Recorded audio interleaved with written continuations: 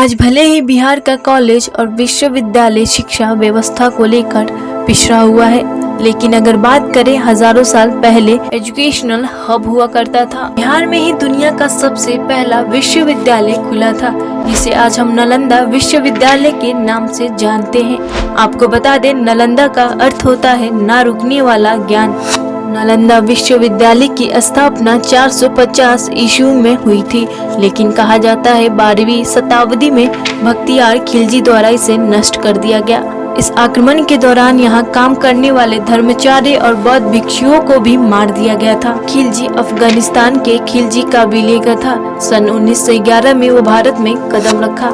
आपको बता दें, बख्तियार खिलजी द्वारा ये पहला आक्रमण नहीं था। इससे पहले भी 2 बार नालंदा विश्वविद्यालय पे आक्रमण हो चुका था। इसे फिर से रिबिल्ड कर दिया गया था, लेकिन तीसरा आक्रमण इसके लिए अंत साबित हुआ। ऐसे में मन में सवाल उठ रहा होगा, आखिर क्यों बख्तियार खिलजी द्वारा इसे नष्ट कर दिया गया। ऐसा कहा जाता है एक बार बख्तियार खिलजी बहुत ही बीमार हो गया था।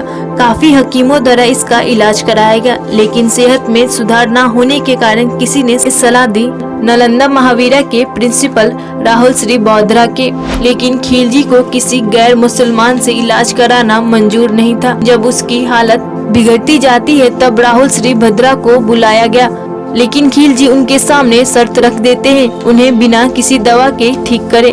राहुल श्री भद्रा उनकी शर्त मान लेते हैं और उन्हें खिलजी को कुरान देते हैं और कहते हैं कुछ पन्ने रोज पढ़ा करे। खिलजी उनका बात मान लेते हैं और कुछ दिनों में खिलजी की सेहत में सुधार हो जाता है। आपको बता दे, राहुल श्री भद्रा ने कुरान के पन्नों में दवा लगा दी थी, जो पढ़ते समय खिलजी तक पहुंच जाती थी। इसी कारण से वो पूरी तरह से ठीक हो जाता है। जब खिलजी को इस बात का पता चलता है, उसे बहुत ज्यादा जेलसी फील होती है। उसे लगता है इन काफिरों के पास मुस्लिम हकीम से ज्यादा नॉलेज कैसे है। बस इसी बात को लेके खिलजी फैसला करता है कि इस ज्ञान के यूनिवर्सिटी को हमेशा के लिए खत्म कर देगा।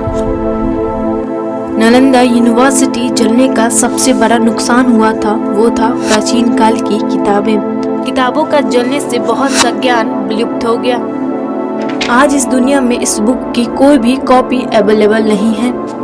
तो वही कहा जाता है नालंदा यूनिवर्सिटी में 10,000 स्टूडेंट और 2,000 से भी ज्यादा टीचर थे। नालंदा यूनिवर्सिटी में कई देशों से स्टूडेंट आते थे पढ़ने के लिए। नालंदा यूनिवर्सिटी में China, Japan, Korea, Indonesia, Turkey and Sri Lanka जैसे देशों से लोग पढ़ने के लिए आते थे। यहाँ पढ़ने वाले में से हर्षवर्धन, वासुबंधु, धर्मपाल, नागार्जुन, पद्मसंभव और ह्यूंग सेंग जैसे कई बड़े बड़े नाम शामिल थे। यहाँ तक कि हमारे बिहार के आर्यभट्ट जो ग्रेट मैथमेटिशियन थे, वह यहाँ के हेड हुआ करते थे। यहाँ पे वेद, वेदांत, ग्रामर, मैथमेटिक्स, एस्ट्रोनॉमी, एस्ट्रोलॉजी और आयुर्वेदिक मेडिसिन जैसी विषय की शिक्षा दी जाती थी। ये सब जानने के बाद ये कहना गलत नहीं होगा, मुगलों के शासनकाल में हमने काफी कीमती चीजों को खोया है। उनमें से एक नालंदा यूनिवर्सिटी है। आपको नालंदा यूनिवर्सिटी का हिस्ट्री जानकर कैसा लगा, कमेंट बॉक्स में जरूर बताइएगा।